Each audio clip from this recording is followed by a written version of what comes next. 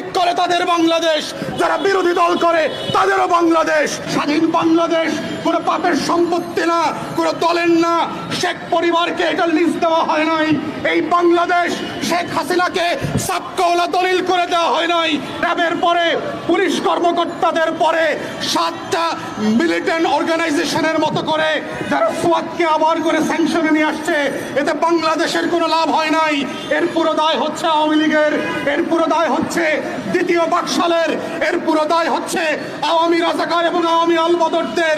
এই দায় থেকে, আওয়ামী হানাদারদের থেকে বাংলাদেশকে নতুন করে বিজয় করতে হবে, স্বাধীন করতে হবে। এই স্বাধীনতার লড়াইয়ে আমরা যারা আছি রাজপথে, যারা নাই, যারা পথে আছেন তারাও আপনারা প্রতিবাদ করেন, যারা বাসে চড়ে পথ চলছেন তারাও প্রতিবাদ করেন। স্বাধীন বাংলাদেশ কোনো পাপের সম্পত্তি না, কোনো দলের না। শেখ পরিবারকে এটা লিজ দেওয়া হয় নাই। এই বাংলাদেশ শেখ হাসিনাকে সাবকওয়ালা দলিল করে দেওয়া হয় নাই।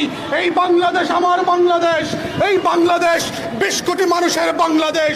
যারা আওয়ামী লীগ করে তাদের বাংলাদেশ, যারা বিরোধী দল করে তাদেরও বাংলাদেশ। এই বাংলাদেশ থেকে বিএনপি জামাতকে বাতিল করে দেওয়ার কোনো এখতিয়ার, কোনো ম্যান্ডেট আওয়ামী লীগকে দেওয়া হয় নাই।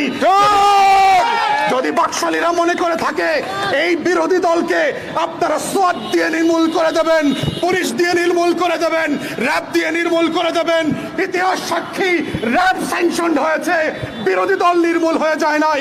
সোয়াত হাওয়া হয়ে গেছে, বিরোধী দল নির্মূল হয় নাই। পুলিশ কমান্ডাররা, র্যাবের কমান্ডাররা স্যাংশনড হয়েছে, বিরোধী দল চলে যায় নাই। তাই আমরা বারবার বলছি, ইতিহাস থেকে শিক্ষা নেন, ইতিহাসের সঠিক জায়গায় গণতন্ত্রের পথে ফিরে আসেন। না হলে যেটা হচ্ছে, নির্মূল হতে হতে আওয়ামী লীগ নির্মূল হয়ে যাবে, যেভাবে 75 সালে আওয়ামী লীগ 21 বছরের জন্য নির্মূল হয়ে গিয়েছিল। আপনারা যদি গণতন্ত্রের পথে ফিরে না আসেন, আগামী 50 বছরের রাজনীতিতে আওয়ামী লীগ অপ্রাসঙ্গিক হয়ে যাবে। বার্তা আপনাদেরকে আমরা দিচ্ছি।